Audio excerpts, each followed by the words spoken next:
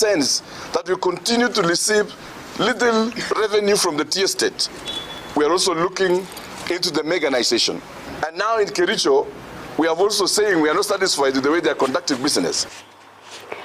Abamenyi wetani chimibere ase ensemo ya Mithuri ime ya Naivasha County ya Nakuru nigo banyorire obokonyi wendagera kubwatikana n'umuchando bwenchara uyogendrete kwenekiwa ase chinsemecho korengana n'omubunge o Naivasha Jane Kihara nigo aganirie abasamaria bayawe sokya na kugendera kurwa bokonyi obwo yendata na serikali yoka te kurwa bokonyi boisaine boigo nigo aganirie serikali kwenekia bunango kunyere bisima aso bonge elio abananchi konyora mache ketambukero abamenyi bechisemecho bagokeire mono.